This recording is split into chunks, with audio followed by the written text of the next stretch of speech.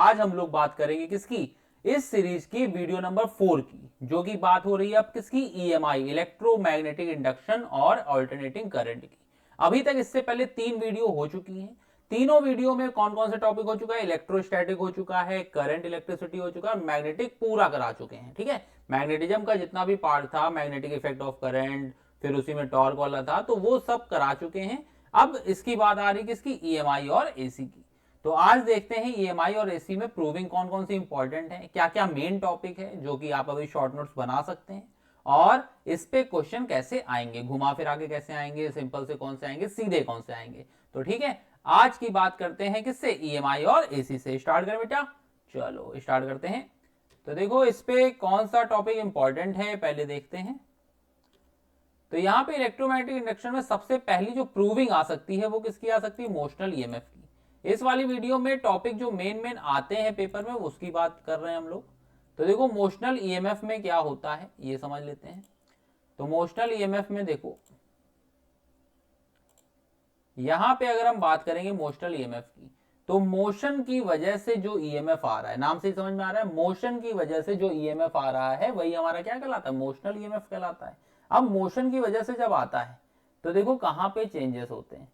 तो यहां पे देखो क्या है, जैसे मान लो कि ये एल लेंथ है, ठीक है, और ये एल लेंथ है, यहां पे इलेक्ट्रोस्टैटिक फोर्स भी होगा और मैग्नेटिक फोर्स भी होगा।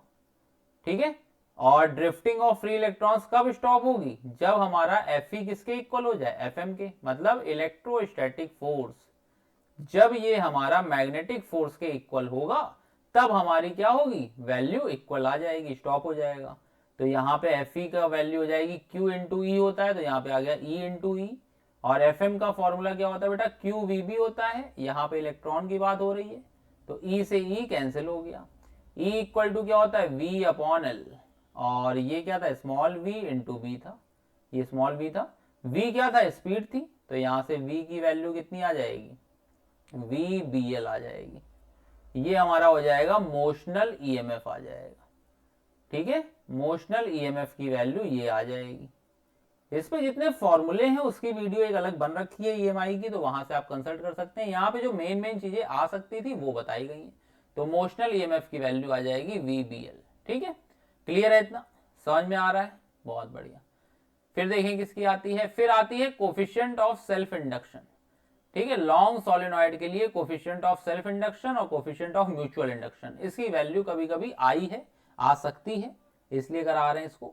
तो देखो यहाँ पे ये मान लो कोई सोलेनॉइड है, ठीक है, कोई वायर है, यहाँ पे मैग्नेटिक फील्ड करंट हमने पास की। तो जब हम करंट को पास करते हैं तो होता क्या है कि जितनी ज्यादा करंट पास होगी उतना ही यहां पर मैग्नेटिक फ्लक्स में चेंज आने लगता है। तो N5 जो भी है वो प्रोपोर्शनल टू किसके होता है, करंट के। प्रोपोर्शनलिटी हटेगी बच्चे तो लगेगा क्या, कांस्टेंट, तो ये आ गया L इंटू आई। अब यहां से L की वैल्यू कितनी हो जाती है, N into phi upon I. Phi का फॉर्मूला हमें पता होता है, फाई का फॉर्मूला कितना होता है, बी ए कॉस थीटा अपॉन में आई, यही तो फॉर्मूला होता है। तो अब यहां पे देखो सोलेनॉइड के केस में बी का फॉर्मूला पता होना चाहिए तुम्हें। तो एल की वैल्यू आ जाएगी एन, बी की वैल्यू होती है म्यू नॉट एन आई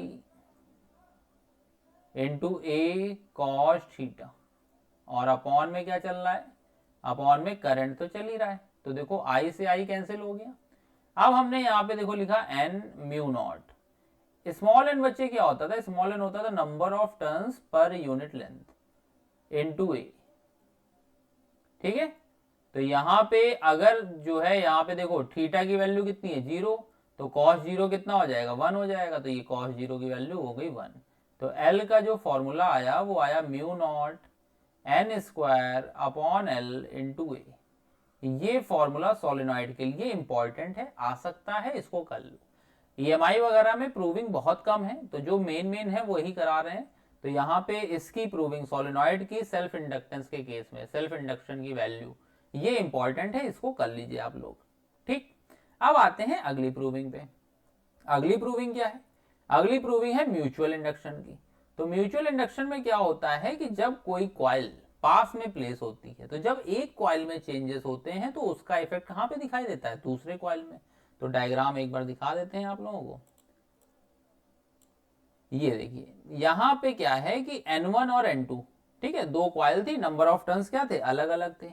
तो ये देखो यहाँ पर N2 Phi2, इसको नोट कर लेते हैं फिर से। ये नोट कर लिया आप लोगों ने, नोट करते चला करो, क्योंकि जितना तुम लिखोगे, नोट्स मिल जाएंगे उसके लिए परेशान मत हो, लेकिन जितना तुम अपनी राइटिंग में लिखोगे बेटा याद वही रहता है, ठीक है। दुनिया भर की हम बातें कर लें कि हम ये दे देंगे वो दे देंगे, कुछ नहीं होता। जितना आप अपनी राइटिंग में लिखोगे वही फायदेमंद है, चाहे आप जो भी चैनल देखो, ठीक है। आप कोई भी चैनल देखो, वो चाहे जितना आपको पढ़ा दें, 6 घंटे पढ़ा दें, 7 घंटे पढ़ा दें, लेकिन टू द पॉइंट अगर हम बात कर रहे हैं तो आप लिखो, ठीक है। प्रूविंग है, डेरिवेशन लिखो। अगर पेपर में एक लाइन भी मिस होती है, इस समय जितने भी बच्चे देख रहे हो तो अधिकतर बच्चे 90% बच्चे रट के ही जाएगा प्रूविंग। तो उसमें इतना ध्यान रखना कि वो चीजें दिमाग में बैठी रहें तुम्हारे, ऐसा ना हो कि मजा ही नहीं आ रही है, वहां पे गए पहली लाइन भूल गए, बस अब समझ में ही नहीं आ रहा क्या हो रहा है।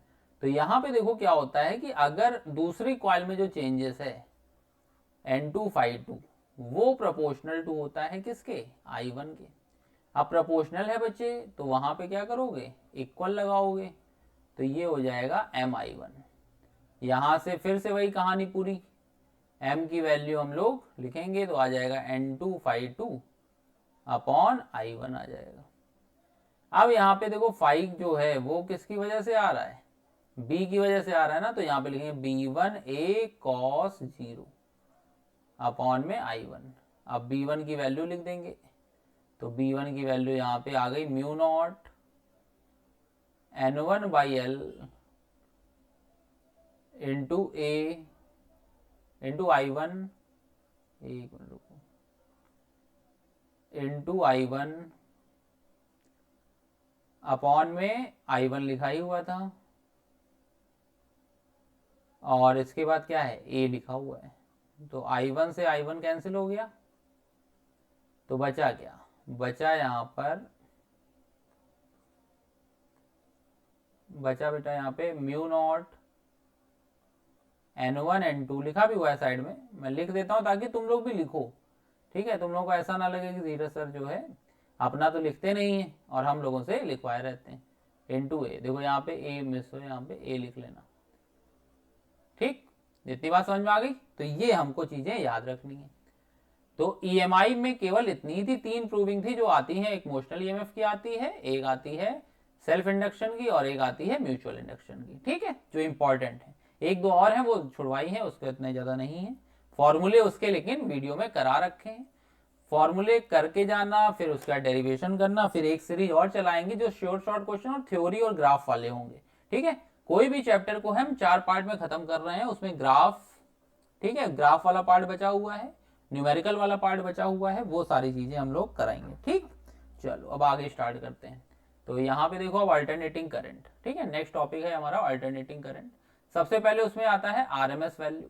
आरएमएस का मतलब क्या होता है रूट मीन स्क्वायर, ठीक है। तो जैसे मान लो किसका निकालना है, करंट का निकालना है, पीछे से चलो तो आई स्क्वायर, मीन लगाया तो बार लगा दिया, फिर अंडर रूट लगा दिया, तो ये आई आर एम एस की वैल्यू आ गई, कितनी आ गई, under root I square bar, ठीक।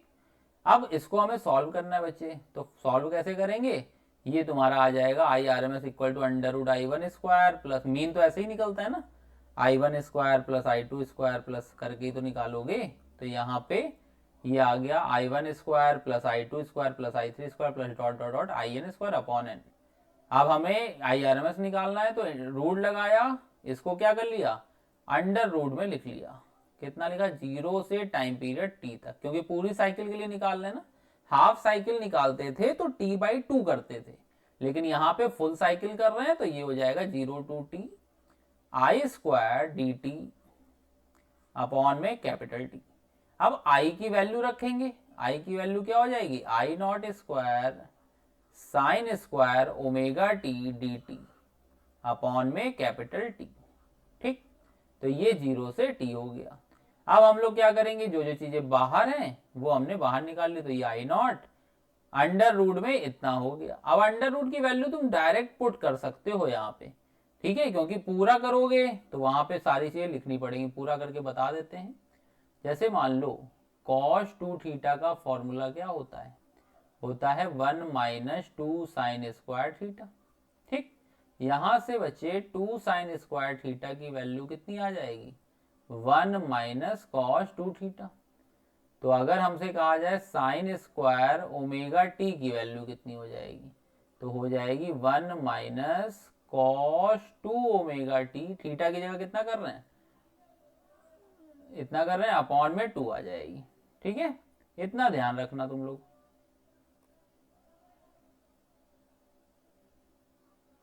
तो यहां पे फिर से लिख दे रहे हैं इसको, तो ये हो जाएगा 1 minus cos 2 omega T upon में 2। ठीक, अब हमें क्या करना है, हमें इंटीग्रेशन करना है। तो आ जाएगा integration sign square omega T 1 minus cos 2 omega T upon में 2। जीरो से कहां तक लेके जा रहे हो, टी तक लेके जा रहे हो। आगे क्या लिखा हुआ है, डी टी। तो देखो ये तुम्हारा आ गया, इंटीग्रेशन कर रहे हैं अगर, तो डी टी का इंटीग्रेशन तो हो गया टी, माइनस कॉस का होता है साइन 2 ओमेगा टी, और अगर जो चीजें टी के मल्टीप्लाई में होती हैं वो डिवाइड में आ जाएंगी, और अपॉन में 2 तो लिखा ही हुआ था।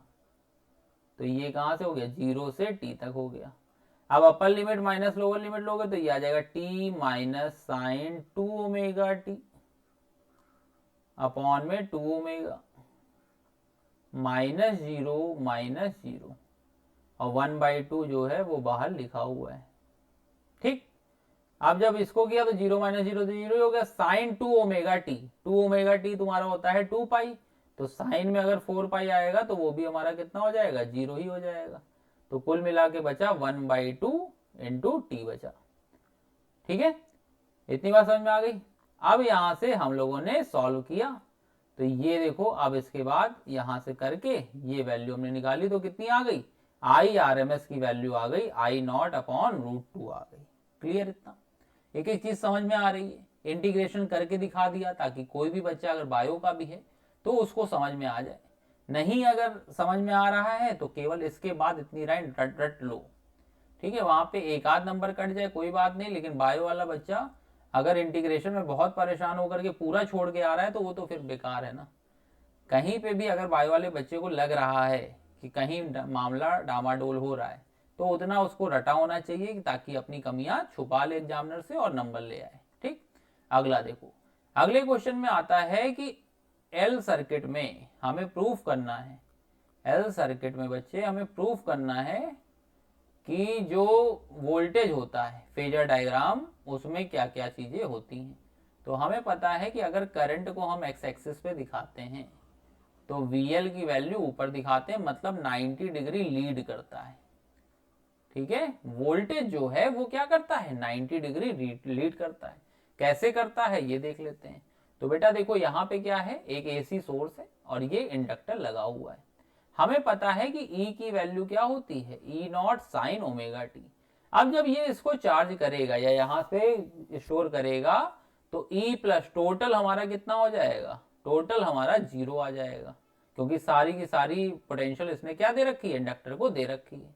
तो यहां पे देखो आया E plus EM equal to zero, तो ये आया E minus L d i by d t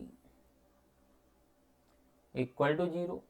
तो यहां पे देखो ये हो जाएगा E not sine omega t equal to L d i by d t. तो इसको हमने क्या किया, E नॉट बाई एल इधर ले लिया, ये आया sine omega t d t equal to d i. अब इंटीग्रेट कर लें इसको, तो यहाँ पे बेटा आया E not by L, integration देखो लगा दिया था यहीं पे, तो साइन का इंटीग्रेशन क्या होता है, minus cos omega T upon में ओमेगा। ठीक, इतनी बात समझ में आ गई। और इधर क्या बचा, आई बचा, इसको हमने लिख दिया E not by omega L, और ये हमारा आ गया माइनस कॉस ओमेगा टी। तो माइनस कॉस ओमेगा टी है तो हम इसको क्या लिख सकते हैं, माइनस, और कॉस को हम लिख सकते हैं साइन 90 माइनस थीटा, ठीक है। तो sine pi by 2 minus omega t. Sine 90 minus theta क्या होता है? कॉस थीटा होता है। अब देखो e not by omega L, तो ओमेगा एल को हमने क्या मान लिया, यहाँ पे लिख दे रहे हैं, ये हमने लिखा ई नॉट बाई ओमेगा एल को हमने मान लिया एक्सएल, ठीक है। माइनस था तो साइन के अंदर ले गए, तो ये आ गया साइन।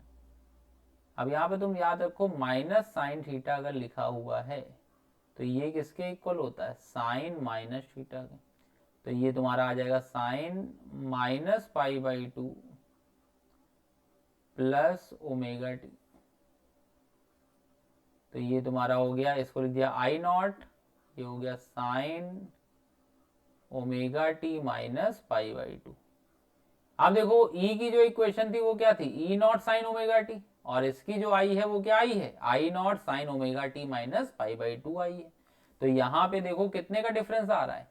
90 डिग्री करंट लैग कर रही है, ठीक है। 90 डिग्री क्या कर रही है? करंट लैग कर रही है।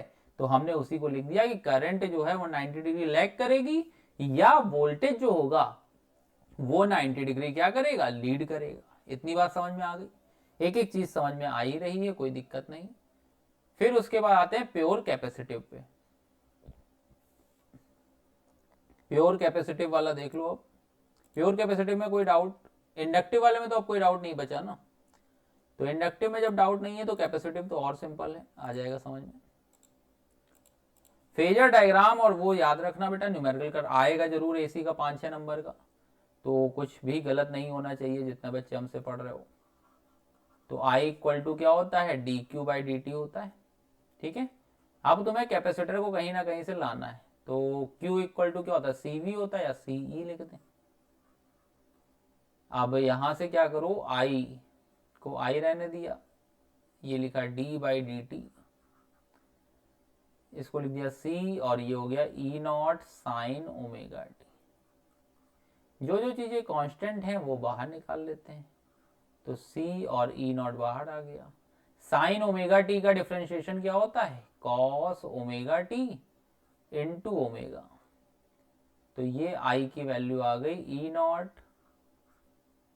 इसको हमने C ओमेगा है और C ओमेगा को नीचे भेजना है तो हमने लिख दिया 1 अपॉन ओमेगा C, ठीक है। या एक लाइन एकदम से हो गया, रहने दो, अभी इसको एक लाइन और बचा लो ताकि समझ में आए बाद में जो बच्चा देख रहा है। ओमेगा C बाहर आ गया, E नॉट बाहर आ गया, ये बचा कॉस ओमेगा टी, ठीक है। अब इसके बाद हमने इसको लिखा E not upon 1 upon omega c, ताकि जो भी रेजिस्टेंस हो वो कहता है क्या? E नॉट के नीचे रहता है। और ये तुम्हारा आ गया साइन 90 प्लस थीटा, तो pi by 2 plus cos omega t, ठीक। तो यहाँ पे तुम्हारा आ गया E not by s c को हमने I नॉट लिख दिया, ये हो गया साइन, कॉस ना लगाओ यहाँ पे,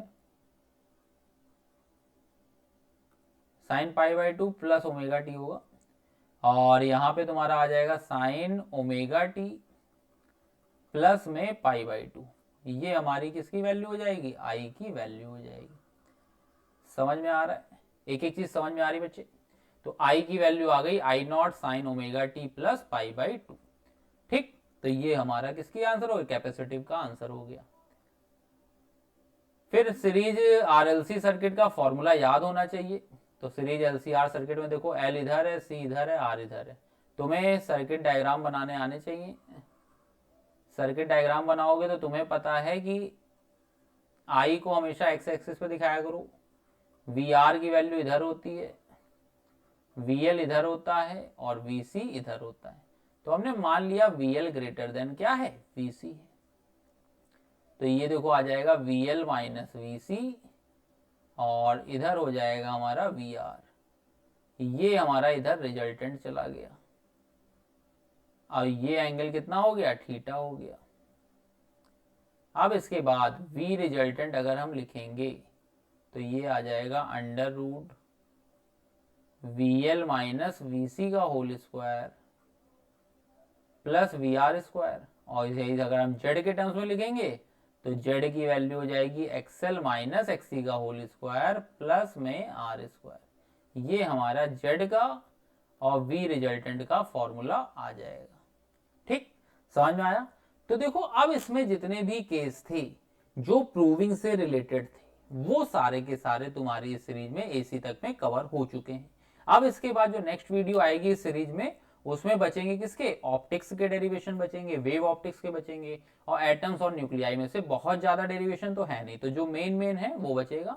एसी तक ज्यादा थे, देखो 40 है, तो अगर हम चैप्टर 1 से एसी तक की बात करेंगे तो 40 जो थ्योरी थी या डेरिवेशन कह लो वो इंपॉर्टेंट थे, तो वो अभी हमारे कंप्लीट हो गए हैं। तो अभी आप लोग चैप्टर 1 से 40 तक के नोट्स बनाना चालू करिए। आप वीडियो चला लीजिए और नोट्स अपने बनाते चलिए, सुनते जाइए हमको, आपको एक एक लाइन समझ में आएगी। ठीक है, करने को हम लोग स्टूडियो पे भी कर सकते थे, लेकिन अगर आपको जल्दी समझना है तो इससे अच्छा मेथड कोई भी नहीं है। ठीक है, तब तक के लिए बेटा good bye, take care of you, और जो भी डाउट हो वो कमेंट में आप बताइए। नहीं बताएंगे तो पता नहीं चलता बेटा हमको कैसे क्या डाउट, हम तो यही मान के चलते हैं कि हम अच्छा पढ़ा रहे हैं, है ना। जो भी कमियां हैं वो बताएंगे तो उसको दूर किया जाएगा, पॉजिटिव वे में रिस्पॉन्स लिया जाएगा। तब तक के लिए बेटा good bye, take care all of you, bye bye.